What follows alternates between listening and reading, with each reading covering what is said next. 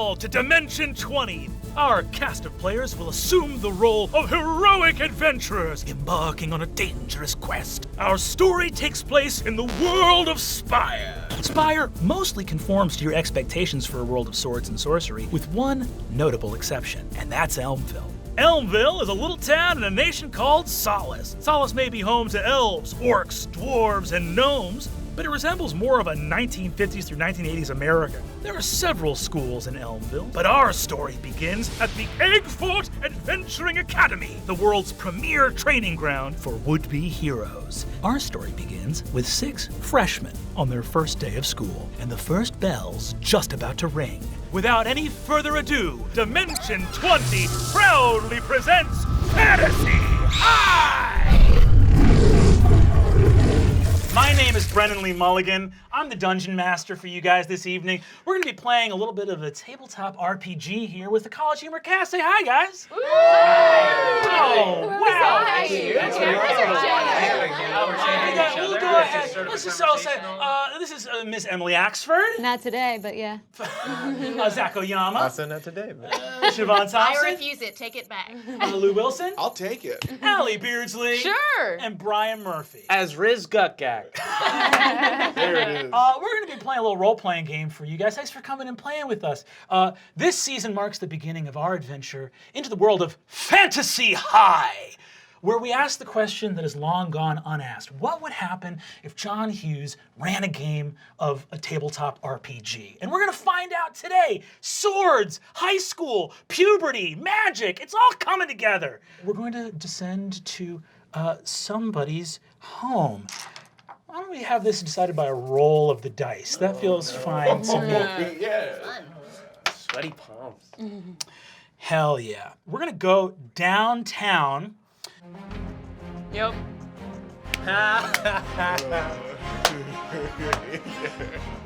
As the clouds part, a flock of gulls flies over the Marigold River, heading down to an area of wealth and expansive taste. It's downtown Elmville, and we see that amongst the manors, there is a colossal, gilded man-o'-war, a pirate ship, great and mighty, that has been dry docked and dragged out of the river all the way up onto land and turned into a mansion. We see vast hedgerows and various bankers and also like pirates dragging chests of gold up through like hedge mazes and topiary and fountains. And we see out on a little sort of clay patio. Lou, would you describe yourself for the other players? Oh, of course. Hello. I'm Fabian Aramis, Seacaster. You know, I'm a half-elf.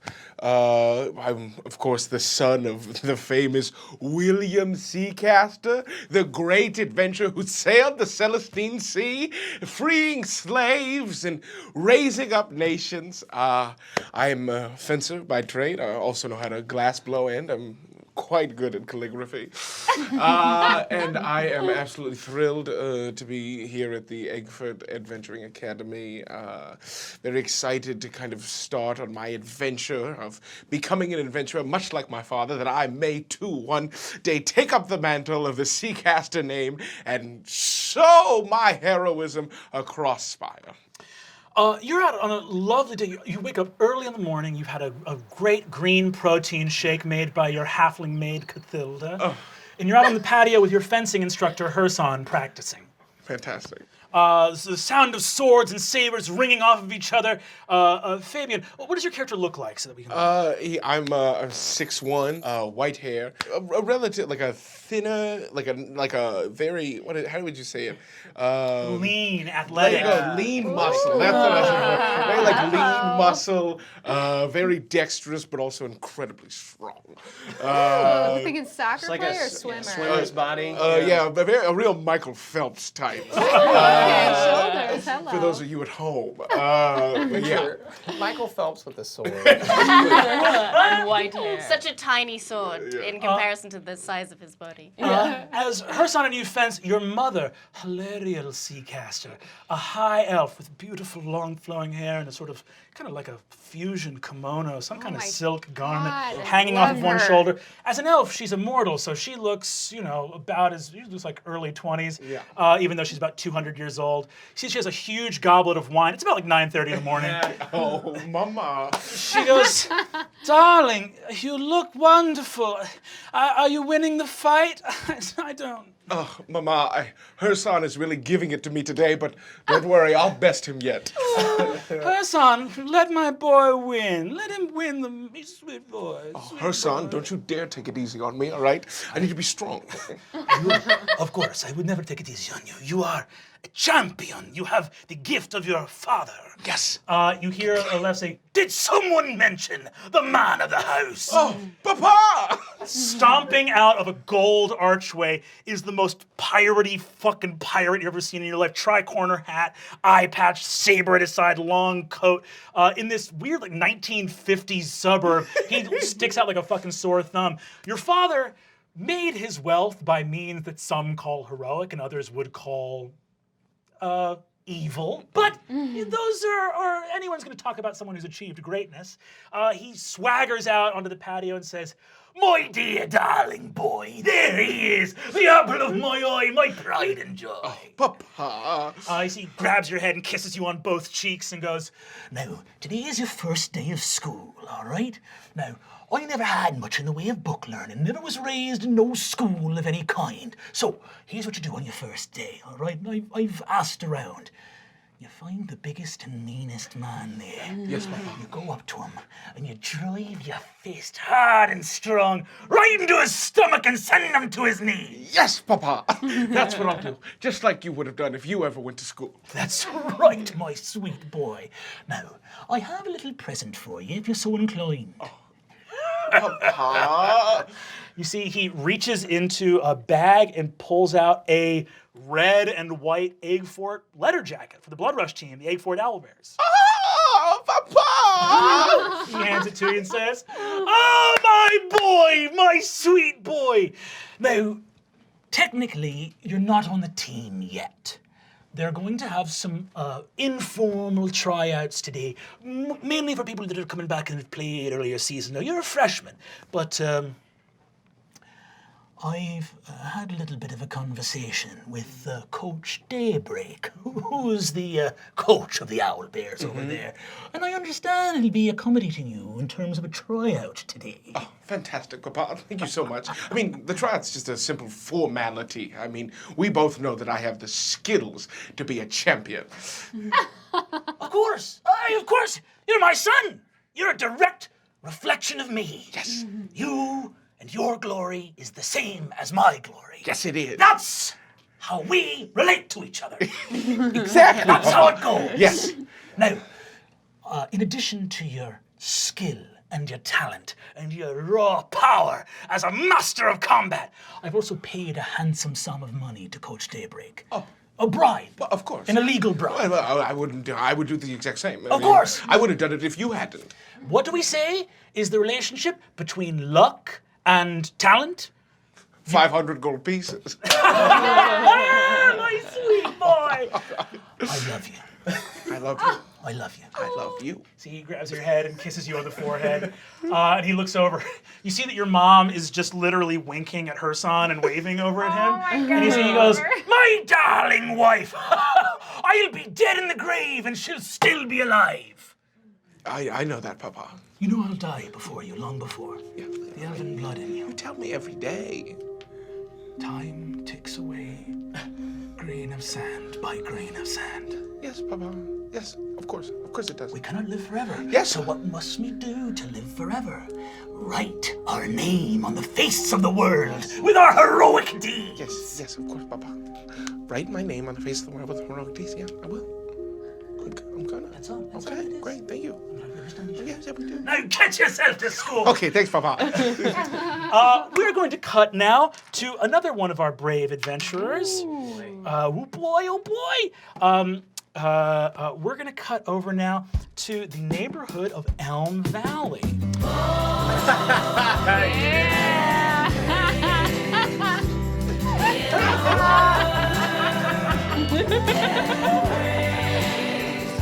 Oh, Lord save us. We are cutting over to Elm Valley now, where we're going to go and meet our wonderful friend and her first day of school at Egg Fort. It's Kristen Applebee's.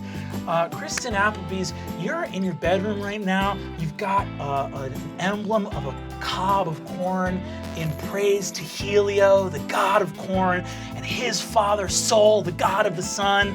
You have been touched by the spirit of the divine. You have been sent to this world to share the healing power of your God. Amen. It's true.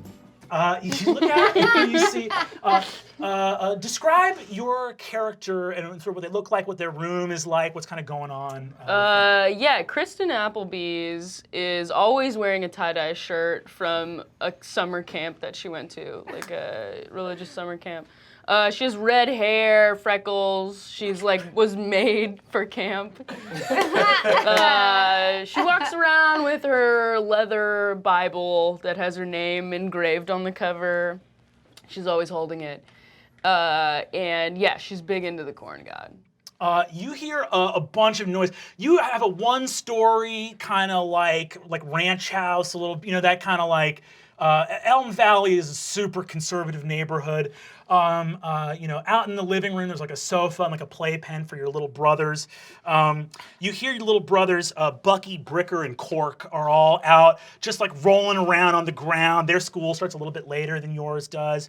And you hear your dad, Mac, and your mom, Donna, yelling out there saying, I swear to God, Bricker, if you don't give your dad back his halberd, you're not going to be able to play when you get home, all right? Now, say your prayers, wash your hands, and get ready to get to school.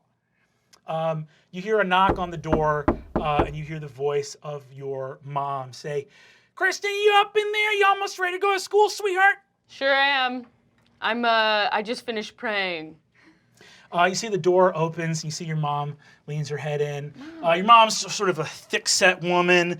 She's got this little sort of like short-sleeved kind of mom shirt and the shorts. She's got like some hiking boots on. Your mom and dad are human paladins. They work for the border patrol, going and making sure that people from the Mountains of Chaos and monsters don't get in. You see your mom says like, all right, saying your prayers to the corn god, Helio, praise be. I am. I'm almost done.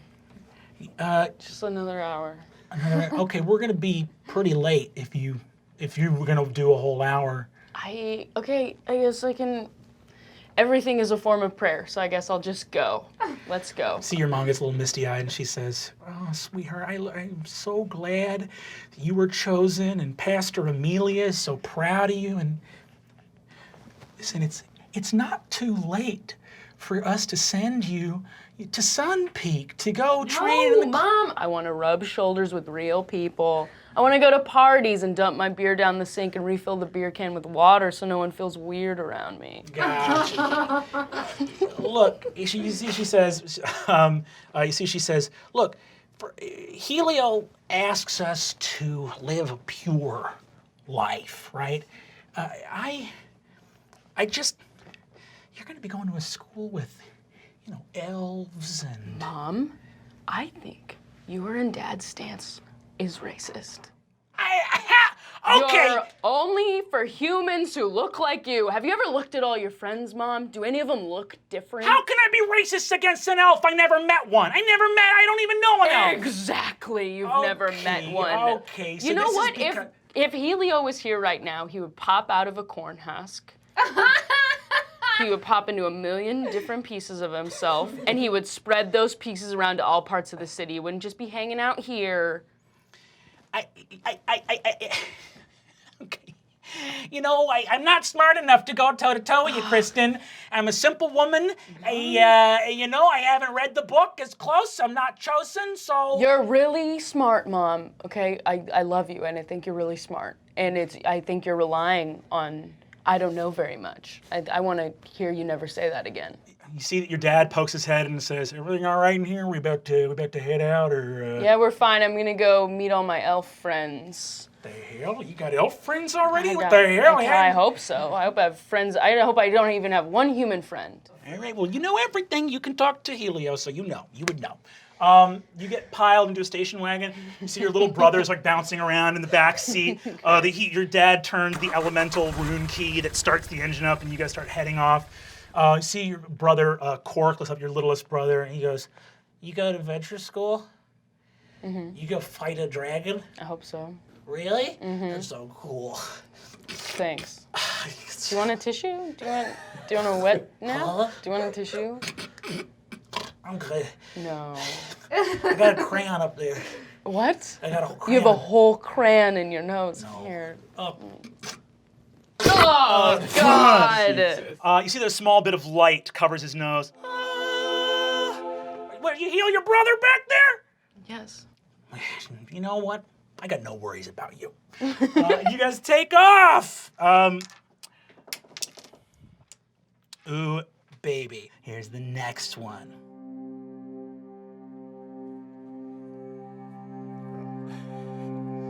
Just really feel it.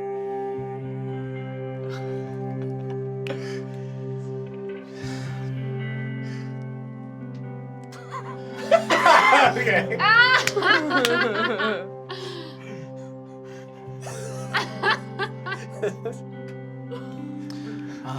So it's pretty early. It's a misty gray kind of morning over in Little Branch. Little Branch is the area of town where like the small folk live. There's a lot of miniature houses over there. And we see over in a little corner of a neighborhood, sort of far away, there's a tree. And it's a tree with a little door in it, and there's little windows and little pulleys and kites and all kinds of things of gnomish make, clever little contraptions and wonderful things. And there, in the middle of the tree,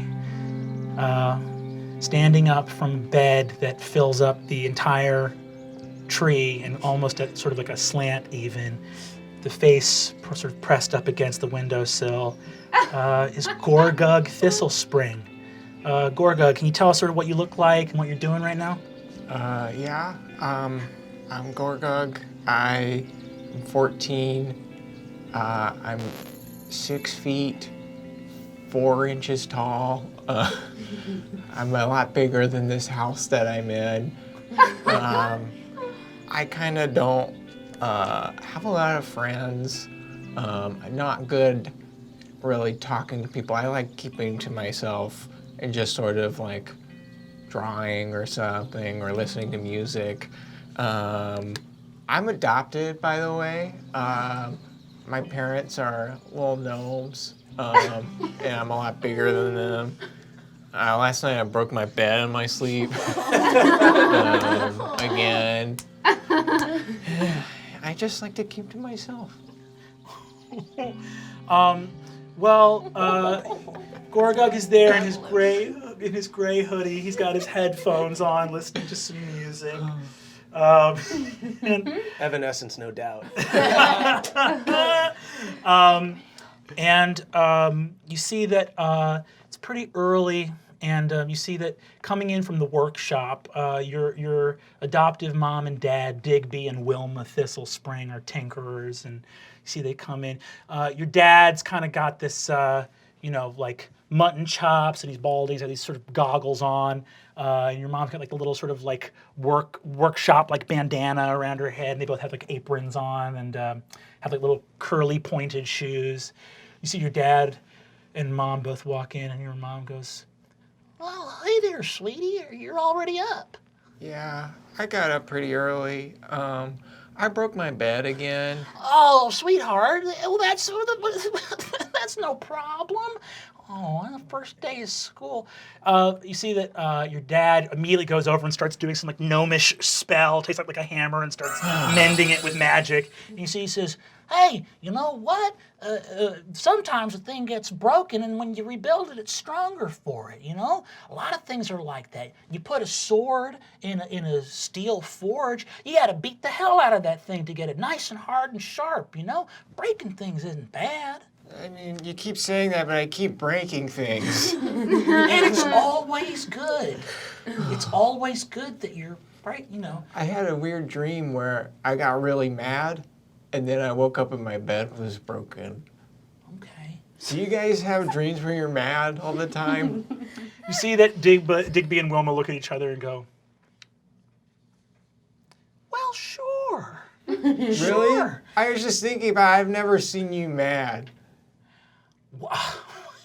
Well, you didn't see me when your old pa here dropped a screwdriver on my dang thumb. I was fit to, I said, hey, watch it, Buster. You really got You're it. so mad and you said, hey, watch it, Buster. Ugh, yeah, I feel like my insides are boiling. Whoa. When I'm mad, I'm not mad right now. Okay, hey, you know what? Everybody gets mad sometimes, and one thing you can think about when you're going to school is hey, I'm things aren't going my way. I'm getting pretty PO'd. You know what I'm gonna do? I'm gonna sing a song.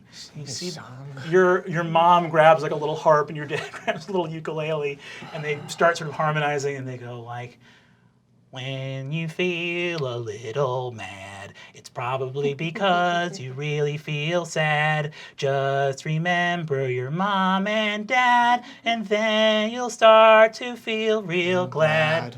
That's right. Okay. That's right, bud. So just sing that song around the other high schoolers if you start feeling upset. Okay, I gotta go. You see Gorgug, you walk out, you see your mom right at the door, hands you like a little tin flower. And you see she says, now, back at Oak Shield you had it was a little bit of a hurdle trying to, we had a little bit of a hard time trying to make pals, right? But making pals is just like making a flower.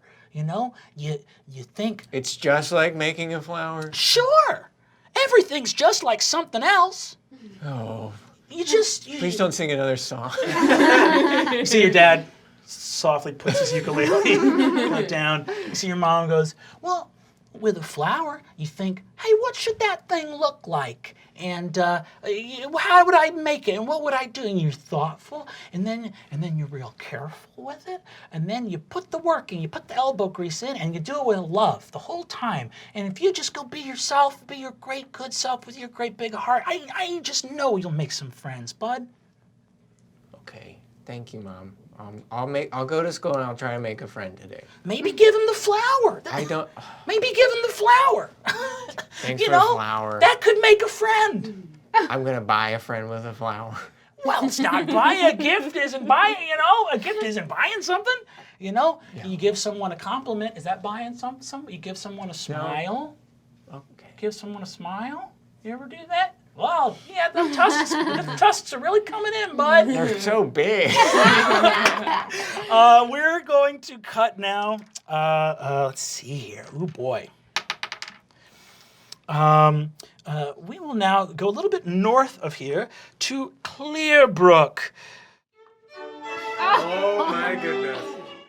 Here in the neighborhood of Clearbrook, we now venture through the lofty woods and the shaded streets to the Abernant residence, where we find ourselves at the breakfast table with Mr. Angwin Abernant, Ms. Arianwen Abernant, Ms. Aylwin Abernant, and Miss Adaine Abernant. At a small breakfast nook with crystalline windows, a small spinning elven pylon of pure runic magical energy, small unseen servants, little air elementals, whisk eggs and tea and other things like that to the table back and forth. You see that your father, the elven diplomat from Falinel, reads the paper and ruffles it.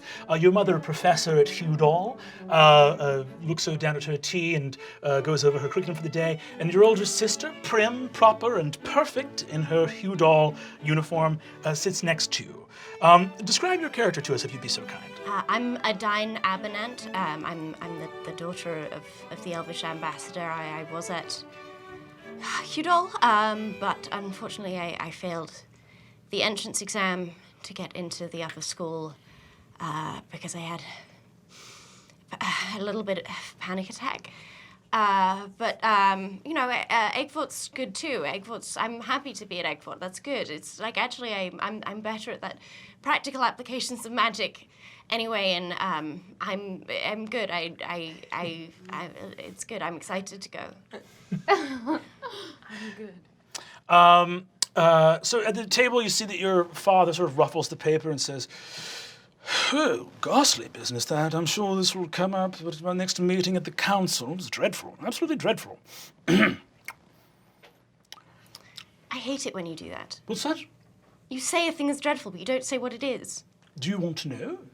I don't know. Adaine, an inquiring mind is one that sees before it the opportunity for knowledge and strives to move forward. Your sister, Aylwin, for example, I trust that when she wants to know something, she will ask. That's the mind of a researcher, rather than sort of the responsive, more visceral attitude of a practical caster, you understand? If you really wanted us to know things, you'd get us papers ourselves, except you sit here and you say, oh, gosh, terrible, oh, drat, what a thing. And then I have to ask you, instead of you saying, oh, look, here's some actual practical information that you might want to know. You see, your sister says, I get the paper on my crystal. Do you not? I get it on my I'm crystal. not allowed a crystal because I failed the entrance exam. That's right, you're not allowed a crystal. Well, I'm sure if you kill a hobgoblin, maybe you'll... What are the sort of things they do at Eggfort? I'm not sure. It's an honest question. Do you kill hobgoblins? I cast Ray of Sickness underneath the kitchen table. You see your sister goes, oh, please. Vomits. Oh dear, I think that maybe my sister is too sick to go to school today. No, children, no offensive spell casting at the Nook. That's going to take a whole prestidigitation to clean up. Ariane, do you want to do that? Very well, Father. Your mother swirls her hand and says, Adaine, I don't understand why you and your sister can't simply get along. Why don't you ask her? Why do you always ask me? Well, I don't know. I don't choose to examine that. I'm rather busy. I'm trying to think of this curriculum Right, today. yes, of course, you're rather busy for me. You see that she looks over at your father, immediately ignoring that very pointed statement you just made, and says, dear, do tell me, what did you see in the news? He says, well, the Elven Oracle has died in a shipwreck. Very dreadful business. On her way from Falinel to Bastion City. Looks like a ship, the Cerulean, just went down. Dreadful affair. I'll have to be dealing with that. I'm sure the Archmagi will have no end of talking about what's to be done. Terrible. She can't have been that good an oracle if she didn't see the storm coming. Adaine! Why? You see, Aylwin goes, no, really, Adaine, that's much too much. Oh, God, Just say it. stinks. Sort of breakfast concludes. Your father gives you a very chaste kiss on the head, and your sister. So your mother gets up and says, I trust that you girls see yourself. She says, Aylwin, if you'd like to take the car, you can do that. And Adaine, I understand that there's a bus that goes to Eggfort? Other people's parents might have found that out for them. Well, I think this is a very a wonderful time for you to apply some of your divination casting. Perhaps gaze into a crystal ball, see if the bus is coming to a certain place. It's sort of the thing they value there, isn't it? Very well, I shall find my own way to school. That's my good girl. And she kisses you on the head. You get your stuff and get ready to head out. You've got kind of this like little prep uniform as well. Your father walks over to you and says, Adaine, before you go, I'd like to give you something. You see, he takes this big crystal orb out from a satchel. You see, he says, this is an arcane focus that an old friend of mine, a warcaster from the military in Falinel, employed for his spell casting. I've had no use for an arcane focus, but I understand that you'll be spell casting under adverse conditions, so perhaps it will be of some use to you.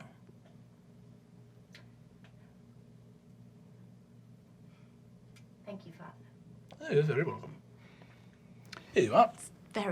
It's very big. What's that? Thank you. Why would it be impractical to fight with a 2-foot diameter orb? Wouldn't a large orb? It helps you focus the spell energy. I'm trying. I really do try my best. I don't know what to tell you. This is a touching gift from a friend of mine. You don't like it, you can give it back. That's fine. No, thank you. Thank you, Father.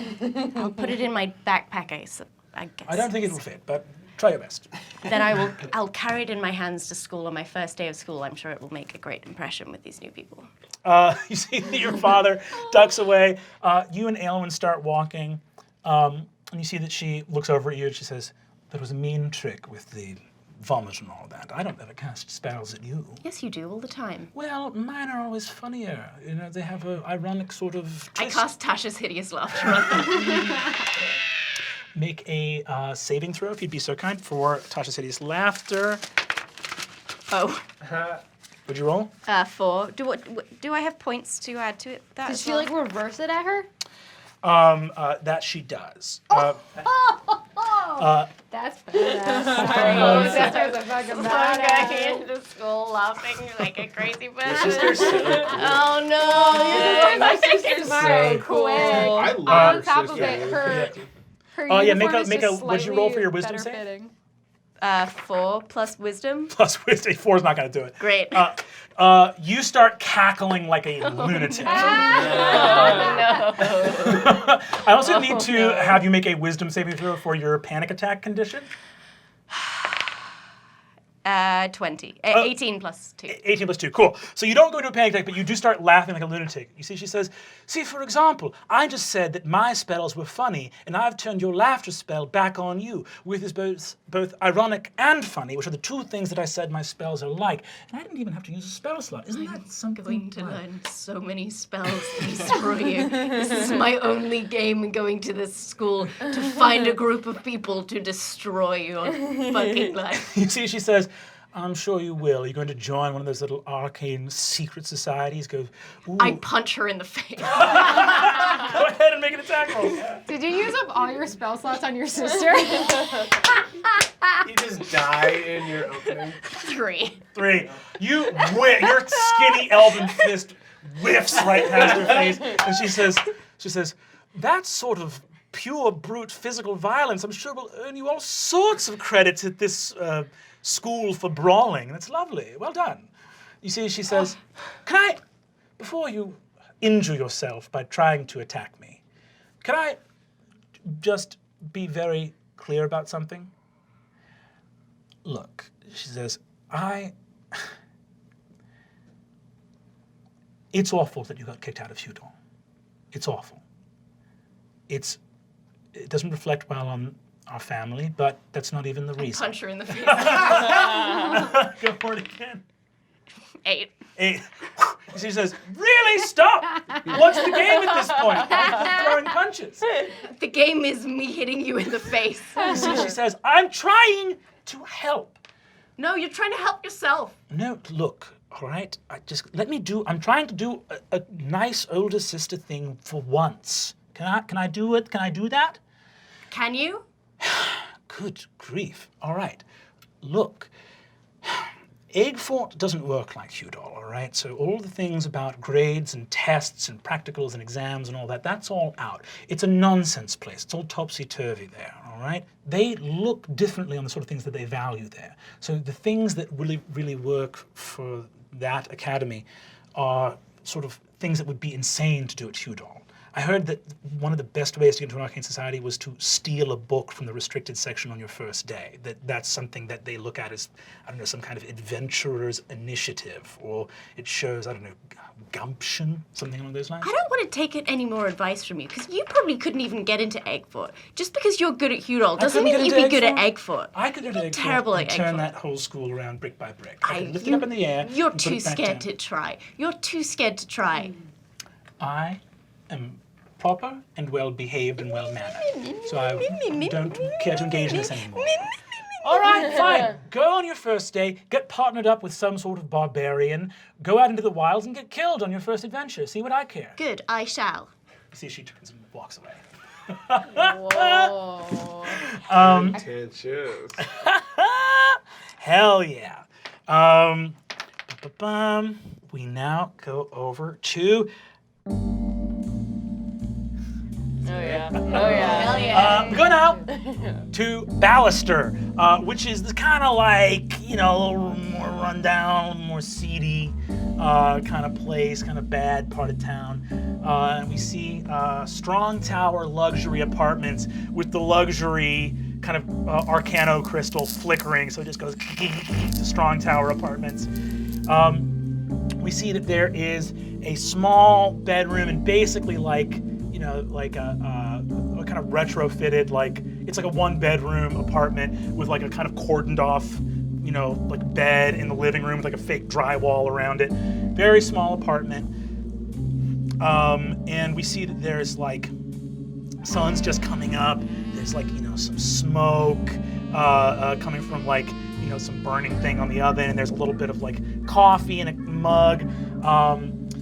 A very sparse, Spartan kind of place. And we see Riz Gukgak. Brian, go ahead and describe Riz for me if you'd be so good. Yeah, so I'm Riz Gukgak. My nickname in middle school was Briefcase Kid. I'm a goblin, and I don't have a lot of friends, even though I'm pretty social, which is weird. My only real friend was this halfling named Penny Luckstone, who technically my babysitter. I had a babysitter until I was 13, but she recently went missing. And my mom is a detective, and I'm a licensed private investigator. So I am gonna find Penny myself. So it's early in the morning. I assume you've been up all night working your case. I've got my board that just has the missing girls all just pointed at the school, and that's all I have. And That's so creepy to have in a little boy's room. I just have a board of missing girls.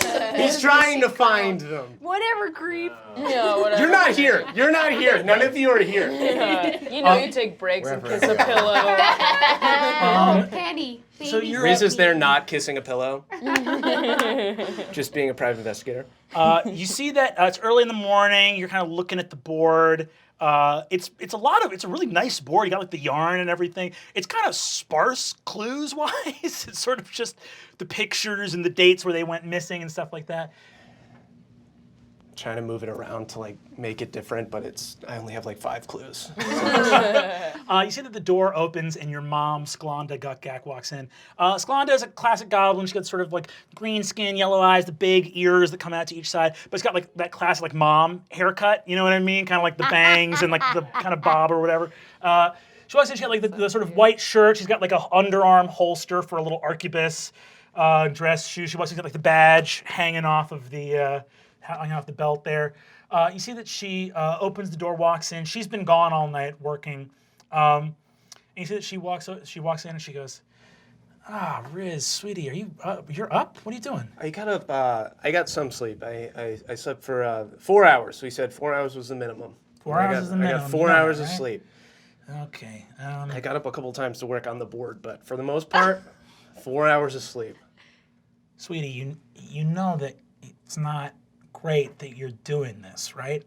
Well, they're missing. Mom. Why does this say licensed private investigator? It says it's little, but it's legal. It looks like a smudge. Oh, sweetie, that's technically really legal, skirting the line a lot. But overall, okay. Yeah, look, sweetheart, you got a lot of gumption, but we have detectives that are working, or actually, we have one detective working this case, but... And I can be your man on the inside. Man on the inside? Yeah, at the school, right? That's where the girls all went to the school. Yes, they all went to Egg Fort. And that's the clue that I have. She looks at your one clue. All went to Egg Fort, and she says, okay. You could throw a couple more clues on there. There's a couple things. We could, just read a newspaper? Or... Yeah, we'll just read a newspaper, the dates, right? And kind of circumstances, last scene, last person seen. That's why it's good to have you around, Mom. Why am I encouraging this? Don't do this. Scribbling dates there. Don't. Oh, God, okay. You eating? Are you hungry? You want some to eat? I had coffee. That's not food, sweetie. I haven't eaten. Okay, That's okay. I'm gonna go something. get some. What do we have? She opens the fridge and it's empty, and she goes, "Okay, I gotta go shopping." You see that she opens the thing, and there's some cereal. She takes a little thing of cereal out, pours 2 bowls, pours some milk in. You see that there's not enough milk for 2 bowls, so that she pours the milk out of her bowl into yours and puts water from the sink in it. And you see she puts it in front of you, and you see that she goes. Don't cry. You see she says. I love her. You see she says. Shout out moms. All right, well, eat up, okay? Okay,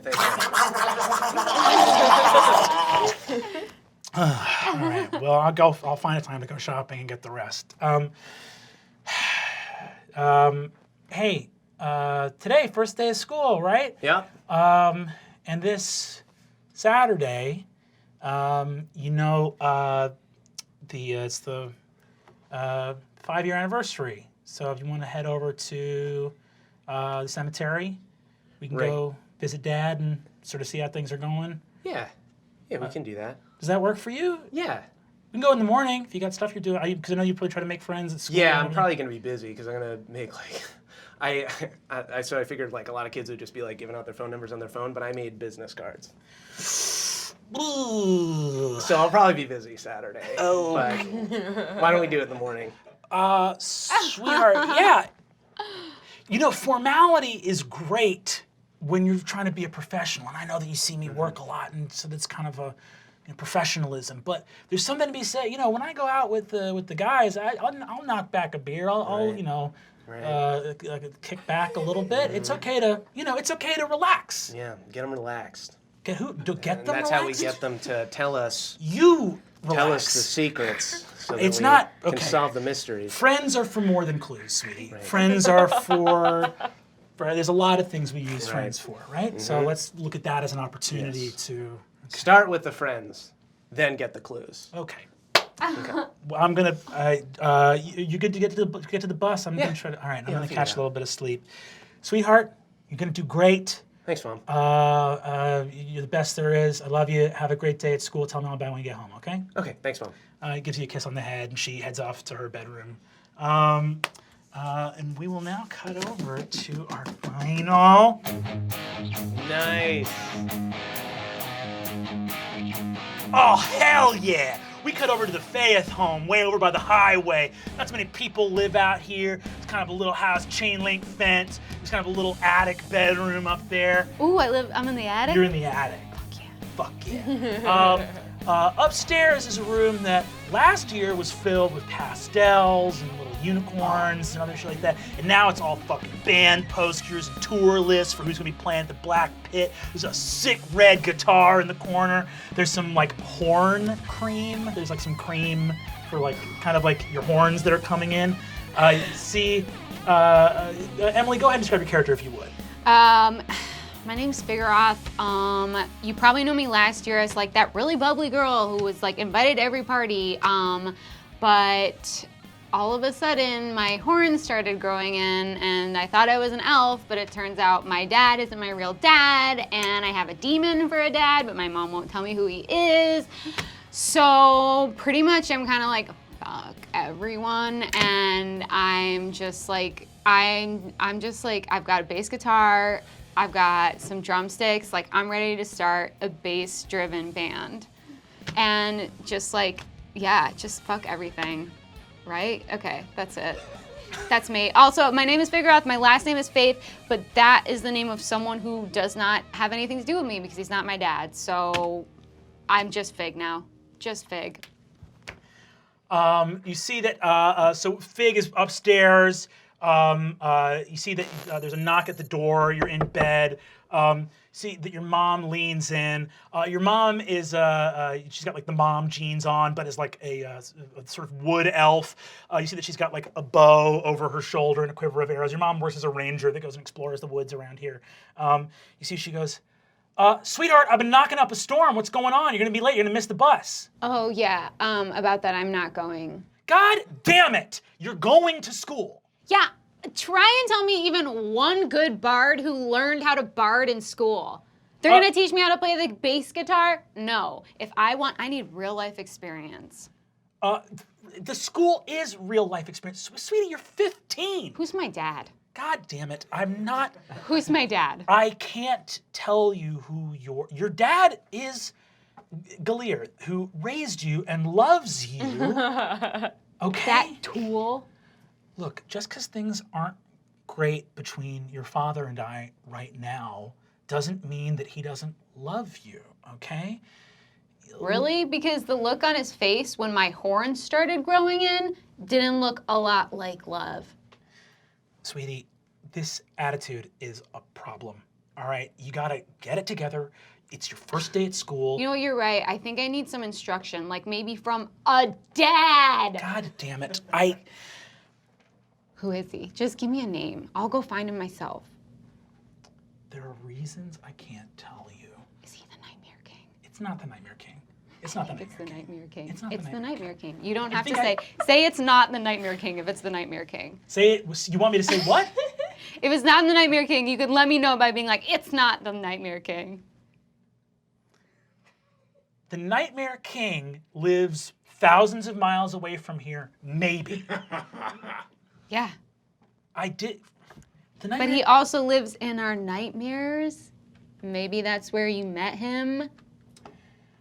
Sweetie, this is sensitive, and adults. I light up a cigarette. Where the fuck did you get a cig? She snatches it out of your hand. Where did you get that? I light up another. God! Where did this come from? You were so well behaved a year ago. See, she sort of like collapses against the wall. Look, okay, well, and she looks out the window and goes, well, there goes the fucking bus, huh? There it goes. Are you happy? Bye. Anyway, so I think I'm just gonna sort of stay home and work on some music. I've got a song called My Dad is a Demon, but he's also a deadbeat. So I'll just work on that. You're going to the school. Bye. And you see that she walks out, picks up the phone, and she calls someone. You can hear her speaking in Elven downstairs, going, I can't believe I ever thought I was an elf. So lame. Oh my god, just so many TH soundings. Fig. I know you're talking about me. I can hear you saying fig. And Got nothing to do with you. Get downstairs. You see your mom Swedish. comes back upstairs and goes, I have to go to work. All right, your father is coming here to pick you up and take you to school, all right, because Oh, my real father? I'm finally gonna meet him. What a luxury. I can't wait. I'll put on my best fucking dress. Get dressed for school, all right, and we will talk about this. I love you, and I know this is hard right now, but we're gonna you gotta put the cigarette out while I'm in the room. While I'm in the room, you can't smoke. I put it out in her coffee. God damn it! You see that she walks out of the room. Just tell me who my real dad is and I'll call this war off. She walks out of the room. She leaves. You see that she walks out on the front lawn and a humongous griffin flies out of the sky going, lands in the front yard. She mounts on its back and flies off. Okay, that was pretty dope.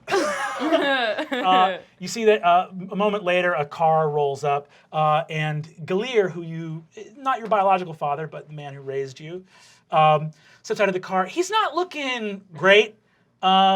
He's sort of lost some hair. You've never seen an elf with a comb over before. He's got like a little bit of a paunch. He's got like a little sort of short sleeve button up shirt. He's like working at a different job now because he quit his old one, and he's got like some what look like beans or something on his shirt. You see, he steps out of the car and knocks on the door. Dun, dun, dun. I go answer it. Keeler, have you been eating out of cans again? What? Oh, my daughter. Yes, I have been eating legumes, as it were, for I have found that in my new living situation over at Strong Tower Luxury Apartments, Wow, you really emphasize luxury. they're not the worst in the world. They're all right. But I've found that it's, I've been eating beans. Okay. So I'm guessing you were sent here to try and get me to go to school, right? Well, I'm going to give you a ride. Okay, let me just go use the bathroom and then I'll come. Okay, that sounds good. I go into the bathroom and I cast Disguise Self to make myself look like my mom. Mm-hmm. And then I come back out. You walk back out and you see he goes, Sandra Lynn, what the hell? I thought you needed to go to work. I know, I've changed my mind. I don't think she should go to school. She made some really compelling arguments about how bards need real life experience. So thank you so much. And also thank you for keeping it a secret who her real dad is. Well, all right. But between you and me, we can say the name out loud. You see, he says, well, he's actually, if you want to go talk to him about the paternity test, we can, he's free today. Yeah, yes, I do. Can we do it in the next hour? Sure, that's fine. Okay, that's yes. fine. That's no problem. Thank you so much. She's upstairs, so we can just go. No need to say goodbye to her. Really? No need to say goodbye to her? No, I think she's working on a song. Okay. That's all right. I'll talk to her later. You see, he goes and gets in the driver's seat of the car. Okay, I'm coming. You sit. What's the duration on your disguise self spell? 1 hour.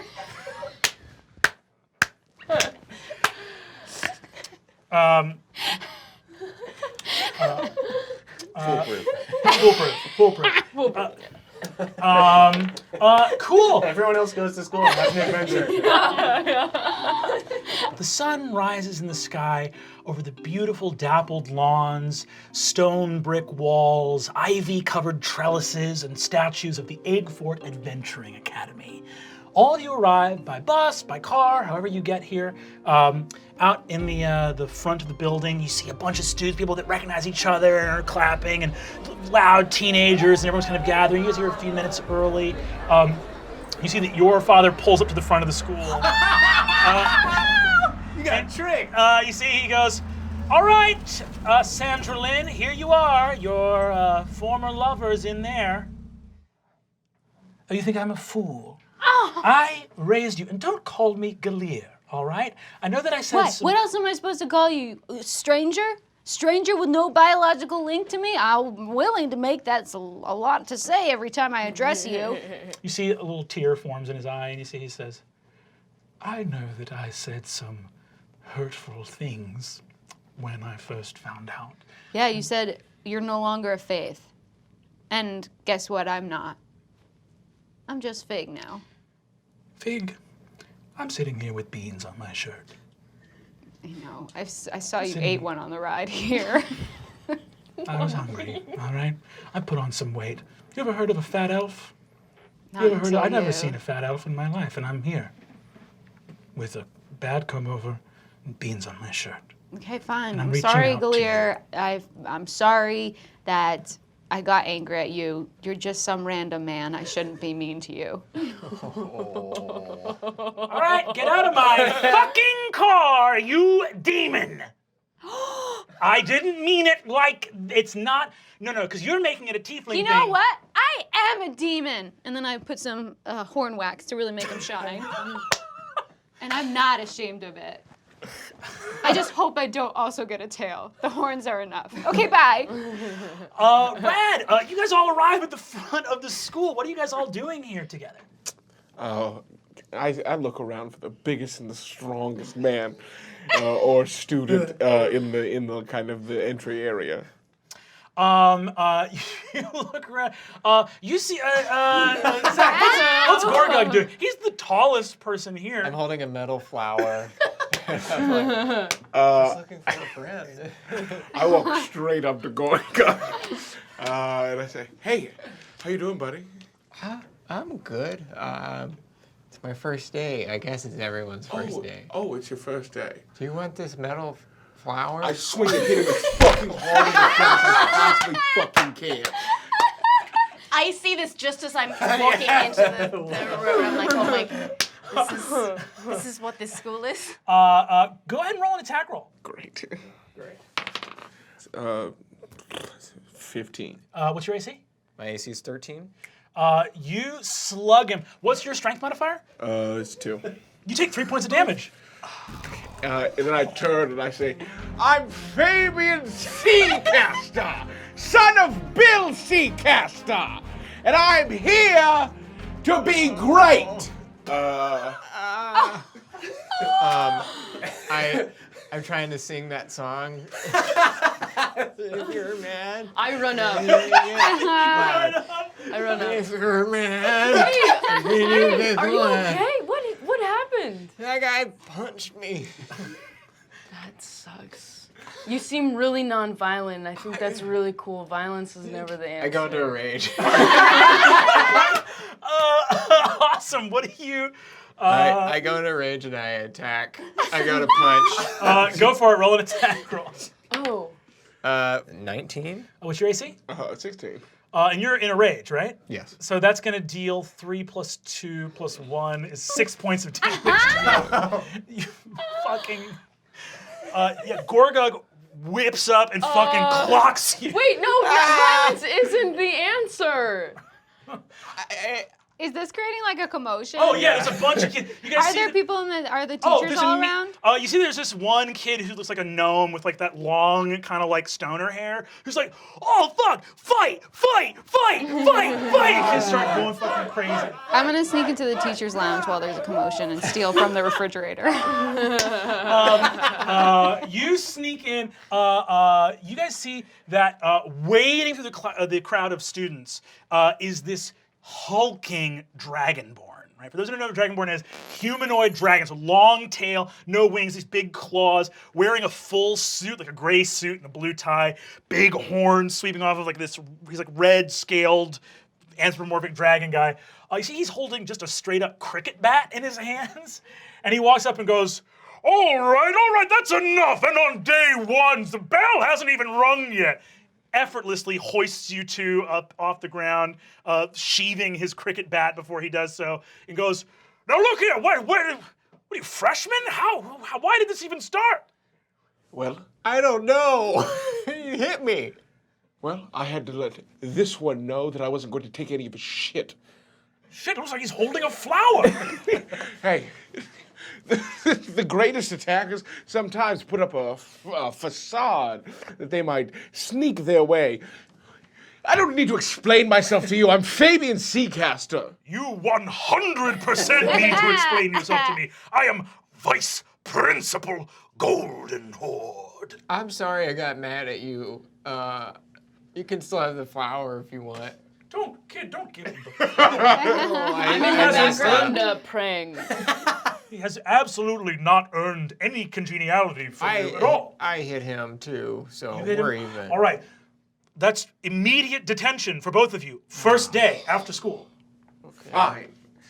All right. You see, he gives you each a little red slip and says, good grief, is there any other nonsense happening here? Good. Behave yourselves, and I'll see you at detention after school. You I'm guys, so sorry. Red, you go to sneak in. Give me a stealth check. Oh, I don't know if that's really a skill I have. Whew, okay. I got a nat 1. You're all just instantly in so much trouble. You walk into the teacher's lounge.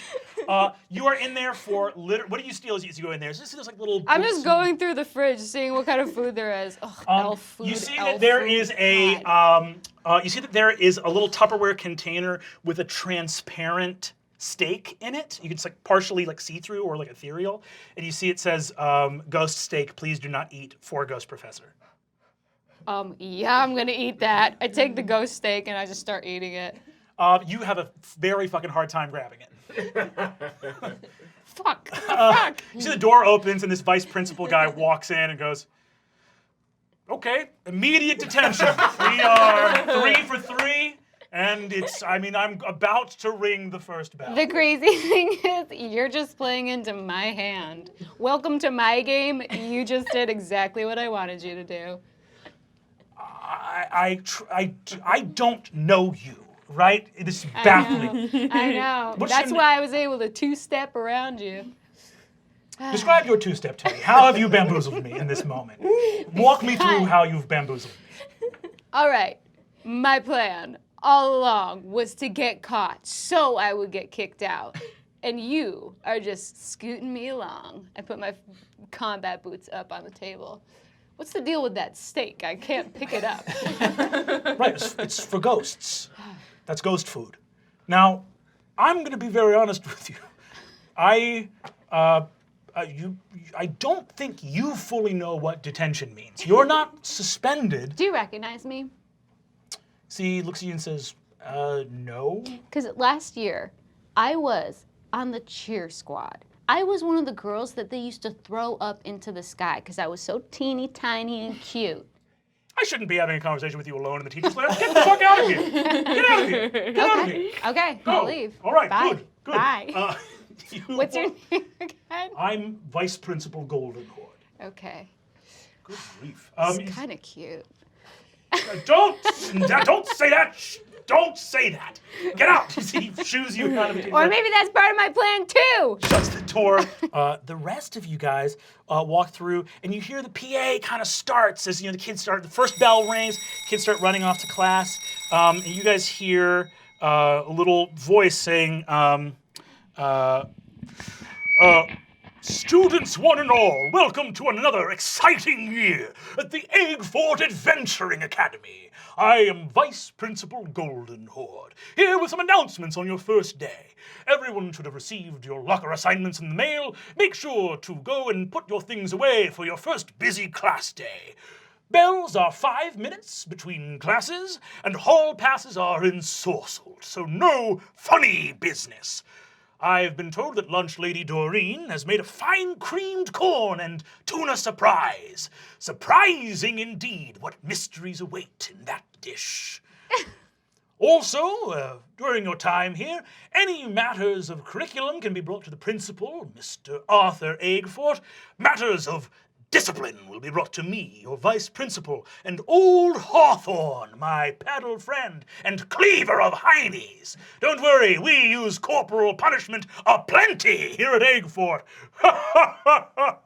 Welcome, welcome, new class of heroes! Everyone files into classrooms. Woo! Yeah. Oh, Riz is clapping, and he thinks that's going to make him seem cool. He's excited. Right. No? Okay. I laughed a little bit too because then I picked up on. Just working so hard to suppress a panic attack and hide the stupid fucking orb that I'm carrying with me at the same time. As you guys are walking up the steps, those of you from sort of like this kerfuffle that happened out here, you guys see that there are two seniors. One of them is this like blonde-haired, giant-looking senior jock kid who's like wearing his leather jacket. And the other one is a beautiful half-elf. They're both seniors, and you see that they're handing out little flyers that have ballots attached to them. And you see that the young woman is sort of like half-elf again. It's like the long sort of brunette hair, a little flower tied into it. It's going, "Hi, we're voting today to reinstate prom king and queen. Hi, we're voting today. We're having a vote today. Hi, can I interest you in a flyer?" Yes, actually, hi. Riz Gukgak. Oh, Nice to meet you. handshake. Hi, Cool. yes. That's fun. I actually have some literature for you. So I am, I open my briefcase. I am kind of in the business of friend making right now. This has my phone number on it. If you, platonic hangout. Sure. Yeah. Yeah, for sure. Kind of interested in getting in with the seniors and the jocks and whatnot. You see that this big jock paladin-looking kid comes over and goes, "Hey, babe, what's up?" Hi, Riz Gukgak. So great to meet you. How are you? Good. Would you like a card as well? What's up? I open my briefcase and I give him a card. That has my phone number on it. Okay. Do I throw this out right now? No, we can start like a group text, perhaps. We could send each other funny memes. Sure. Okay. You see, he puts it away. You see that the girl says, "Oh my God, you are so friggin' cute. What is your name?" It's Riz. Riz Gukgak. I'm not gonna remember that, but you are fucking amazing. Thank you. I'm Penelope Everpetal. Hi. And I kind of run like a lot of the clubs, like yearbook and stuff here. Very So if you like need any like help, like learning the ropes or like learning about the school at all, Yeah. I'm like happy to do that. And this is my boyfriend, Dane Blade, who's the captain of the Blood Rush team. Dan, you are freaking cool, man. What's up? You seem cool as hell. What's up? Yeah. Dude? Yeah. Oh, sure, dude. Hell yeah. Yeah. Do you play Blood Rush? Mm-hmm. Go Owlbears, right? That's the team? You see a huge, beefy-looking half-orc, like either like a junior or a senior in a leather jacket, comes over and slaps Dan on the back and says like, "Yeah, he fucking plays Blood Rush. He's the ball, dude. He's the fucking ball, dude. He's the fucking ball, dude! I'm actually not the ball. You're the ball! That's your fucking name now! You're the ball! It's actually Riz Gukgak, if you'd like some literature. And I open my briefcase again. Make an opposed athletics check, if you please, okay? Oh no, it's a -2. A 4! You see that this half-orc grabs you and stuffs you as a ball and just dunks you into a trash can. Boom! That's what's up, dude! You're the ball now! Everybody, this kid's name is Ball! If I hear you call this kid anything but Ball, it's your fucking ass! I suppose I'm technically the ball this time, but not always. You see, Penelope goes like, Dane, get him to stop. And you see he goes, huh? Oh, sure. Hey, Rog. Dude, it's chill. And you see Rog goes, yeah, okay. Sorry, dude, just like I see people fuck with you and it makes me want to go fucking nuts, dude. I just fucking can't take it, man. Fucking love this team. Go Owlbears. You see that they walk away. You see that Penelope looks over Adaine as you sort of walk up the steps. You see she goes, I freaking love your orb. That thing is huge. Thanks. My dad gave it to me. I don't want. Do you want it? Do I want? Yeah. I don't. No, like I'm good, but like thank you. You can keep your orb. Listen, I don't know if you have enough space to carry it with that giant orb you're carrying, but this is, it's a little ballot. We're basically having a vote because like for a long time, they basically never, like A4 hasn't had a king and queen at prom. And me and my boyfriend Dane are trying to like, I'm part of like the yearbook club and we're basically trying to like get that back, like bring that tradition back. What does that mean? What does being prom king and queen mean? Well, there's like a vote, right? That has, like, if enough students say they want it, we'll do, like, a vote, and people can, like, vote for prom king and queen, and then, like, have a special dance, and it'll be really fun. They just get a special dance? That's what that means, is that... Yeah, okay, I mean, I'll vote. Yeah. I don't really understand it. You should vote for it, and just, like, as an aside, like, it's gonna be a lot easier for you here at A4, because I can tell you're a freshman. It's gonna be, like, a lot easier if you, like, ask less questions, because like probably like it'll become clear the more time you spend. Especially fewer questions. Sorry? No, okay, I'll sign it. You see the guy says, babe, it's fewer questions. Less questions is wrong grammatically. And you see she's like, fine, Dane. She says, okay, so why don't you just take the ballot? Yeah, I'll take it, thank you. Vote. I'll vote. Where do I vote? There's little boxes in front of the assembly, which we're going to now. Oh, great. Welcome. Thank you. Cute outfit. It's like you go to a different school than here. Fun. Let me know if you need help stashing that orb.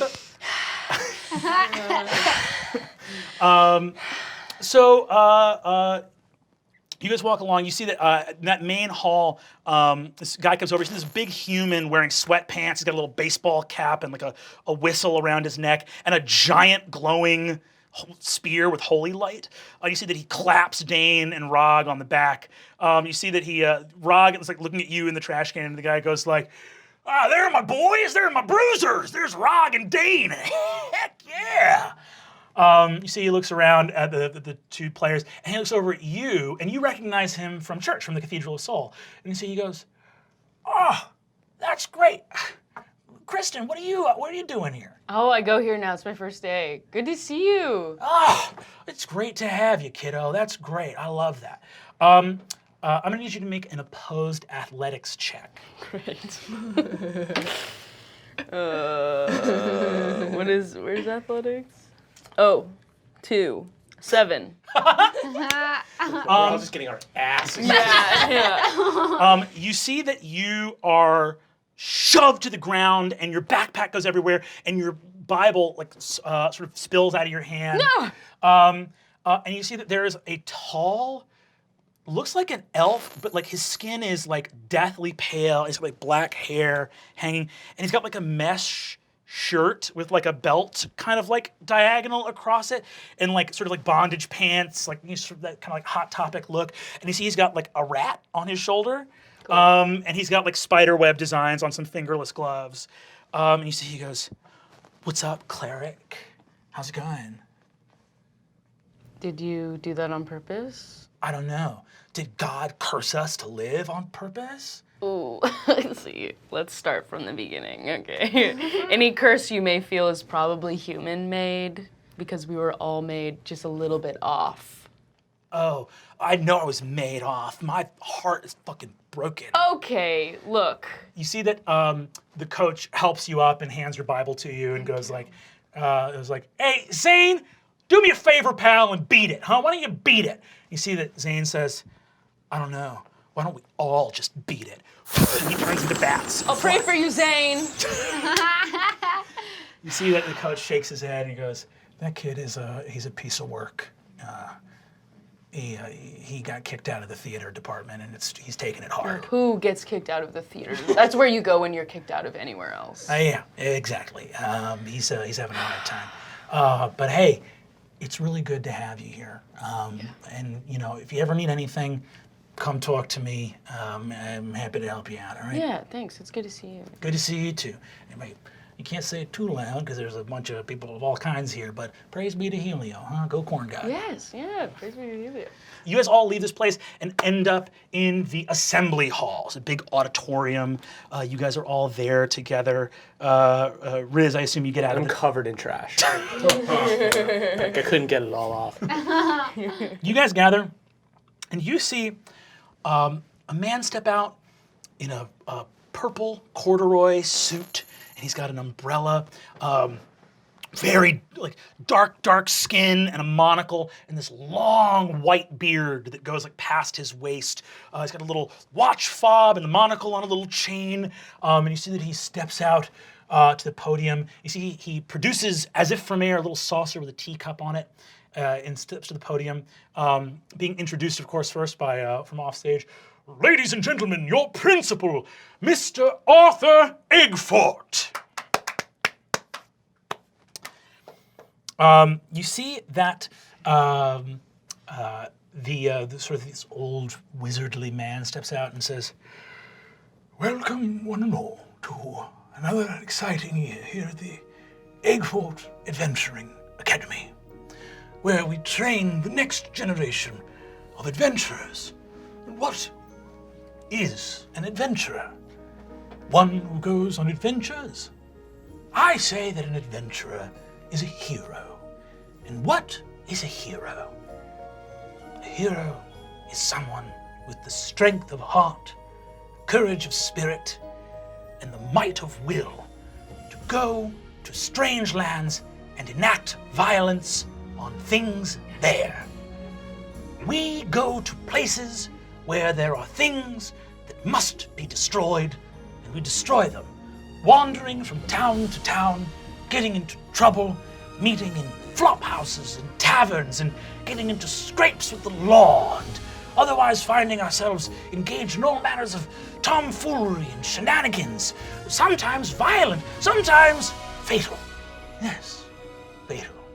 A hero is a violent wanderer who enacts their will bloodily and with strange magics upon the world. But does a hero truly stand alone?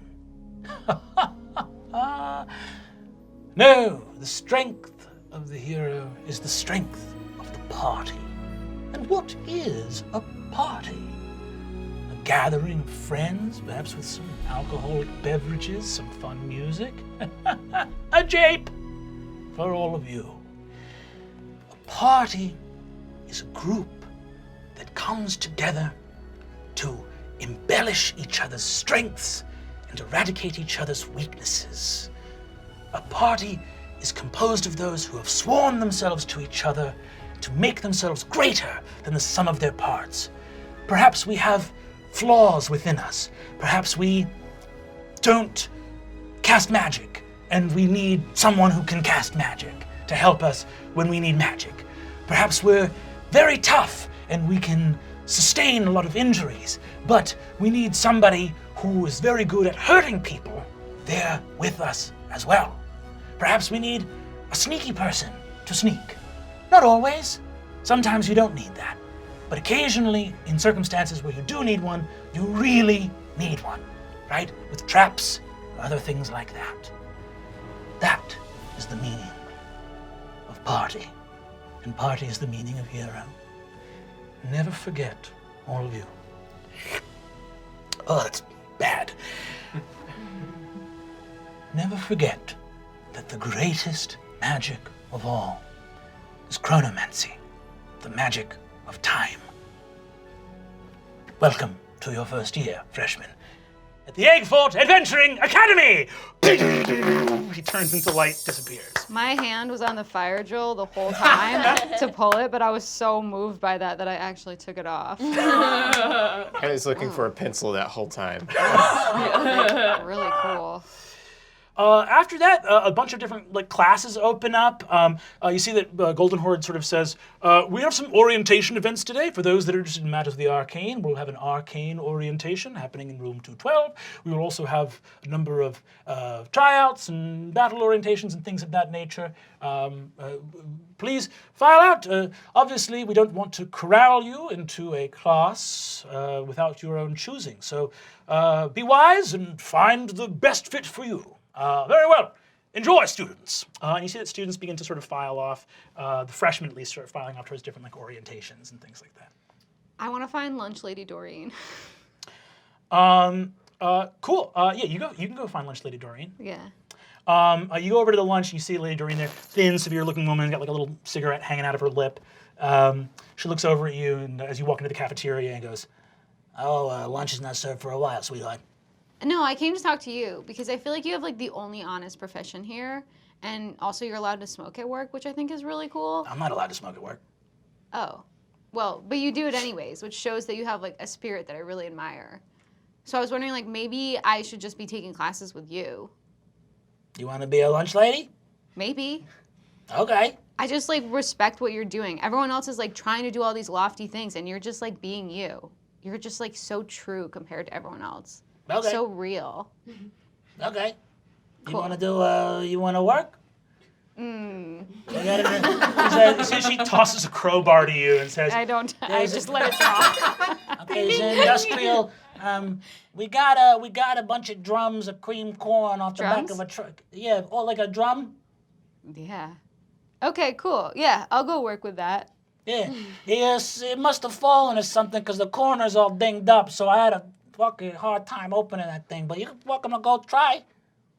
Wait, so that you're having a hard time opening the drum? There's a big old drum, right? There's a bunch of drums. She points to a bunch of metallic oil drums in the back, big metal canisters. Cool, yeah, I just go there and start playing the drums. She looks over and she goes, "What the fuck are you doing?"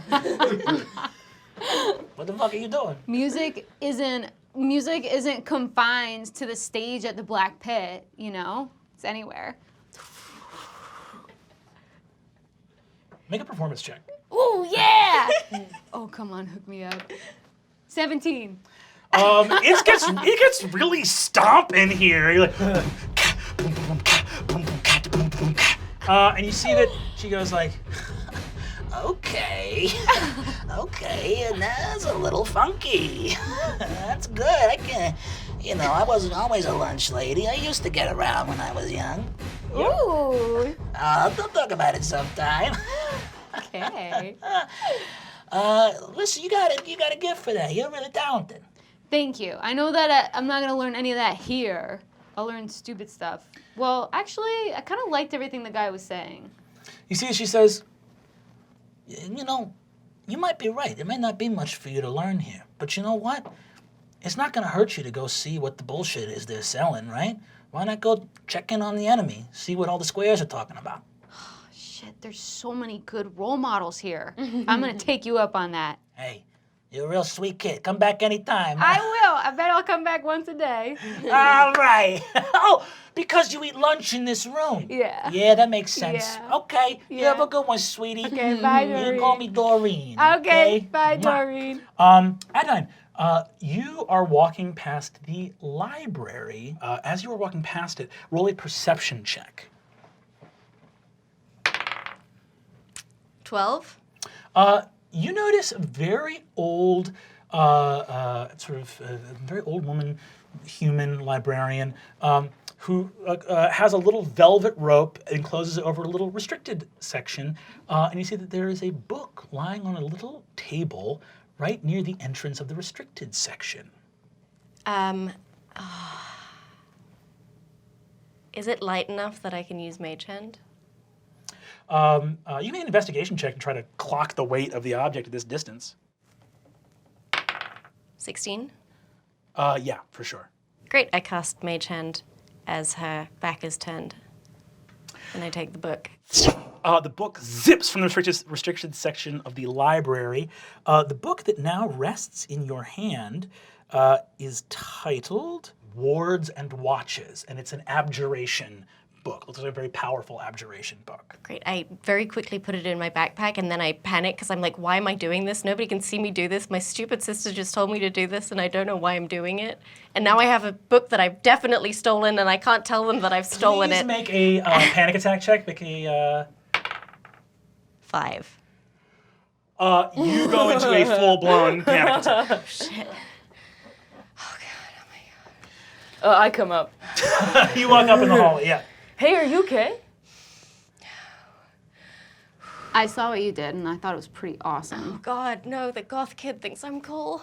That was so cool. Oh, I like your giant orb. Here, let me make it glow. I cast light on her giant orb. You are now glowing in the middle of a crowd of children.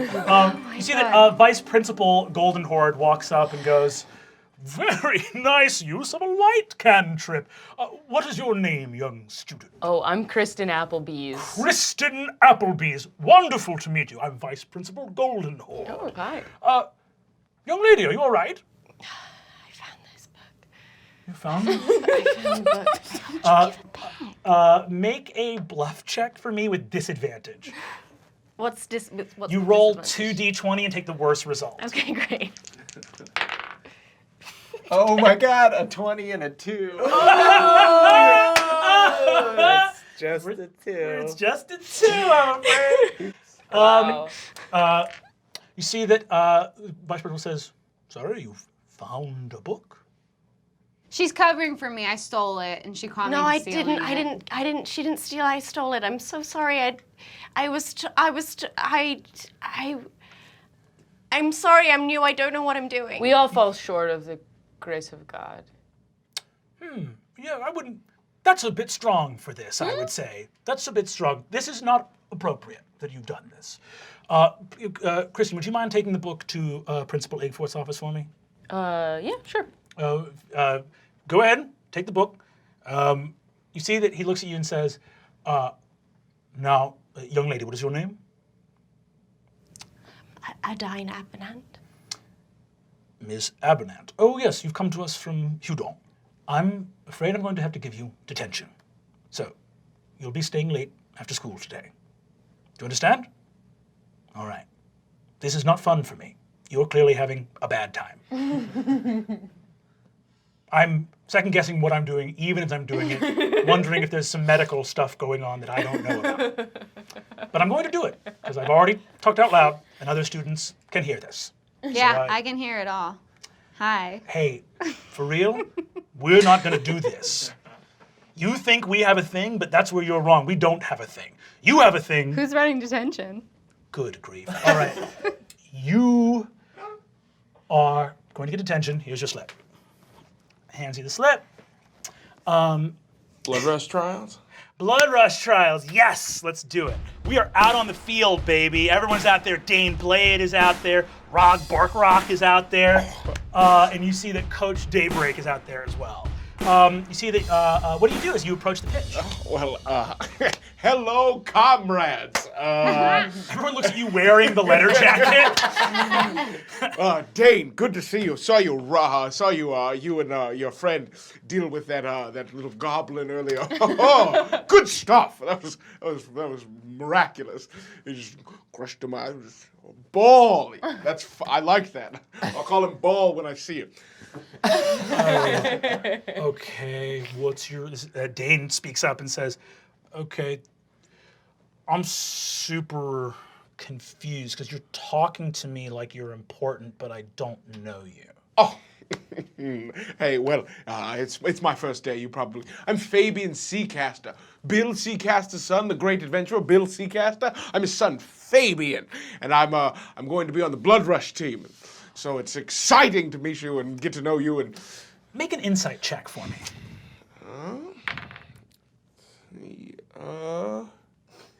15. You notice that these players look to Coach Daybreak, that whose jaw is set, as you mentioned your father, and you see that Dane looks up at you, looks at the coach, and sort of all these like boys are looking off the coach's expression. Basically, you see that Dane turns to you and says, "Oh, that's right. Yeah, your dad's the richest guy in town, right?" Yes, that's him. Yeah, pirate. Yes.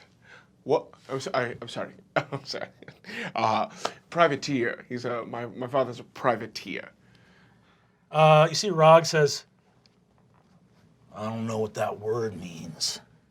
Well, he worked in conjunction with different enterprises and things. He wasn't just running around just raping and pillaging like pirates do. That's not my father. My father worked. He was charged with tasks and adventures. For real, dude, I've never heard somebody that plays Blood Rush talk like you. You're using all kind of words that are just like. Well, I mean, I'm one of a kind. You see, Rog says, "Yeah, I bet you are one of a kind.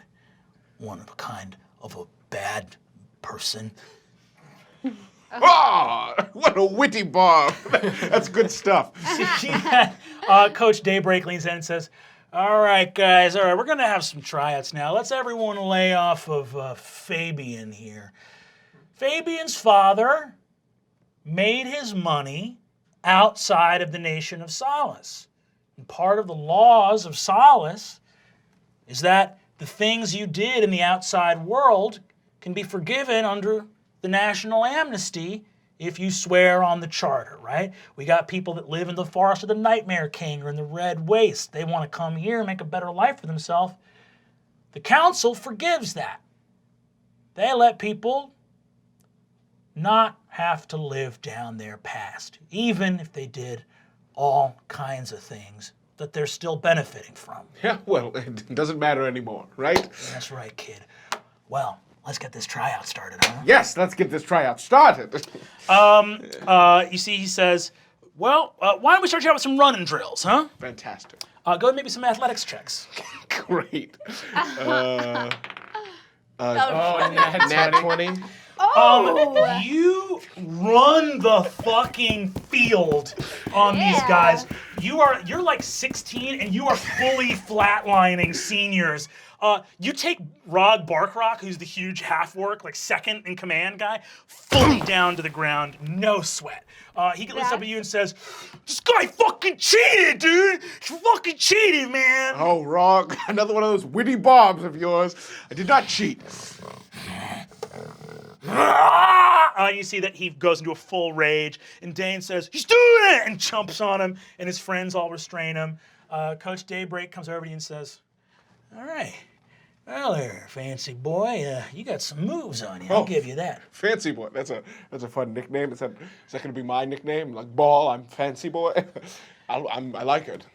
Well, you got real chops. Let's see how you do throwing. You see Dane looks up and goes, what? You see, says, yeah, let's see how he does throwing. I want to see it. The coach sets up a play with people running around you. So there's like a scrimmage. There's the other side of the Blood Rush field. Big like stone. You're not on like grass, like a weird stone. This is actually it right there. The coach sets up this scrimmage where you're gonna make. The idea is for you to like pass to somebody, basically, like you're sort of quarterbacking effectively. Yeah. As you get started, go ahead and make me a perception check real quick. Critical failure. Critical failure. 20 and a 1. Cool. That's so funny. 20 to 1. 20 to 1. So you get set up. Now go ahead and make me an athletics check. Great. That's what I prefer. 22. Fuck yeah. he gets you the ball. He's like, we want to see how you pass. I'm going to roll a little opposed check. Okay. He sets you up. You survey the field, and you see a bunch of people that you could pass to. But all the people that you could pass to are kind of like losers that you just fucking like either clotheslined or like rope-a-doped or moved around. Of course. As the lines charge each other, you see a little opening that you could break through. Oh, I'll take it. You charge forward. Your team looks like, what the fuck is going on?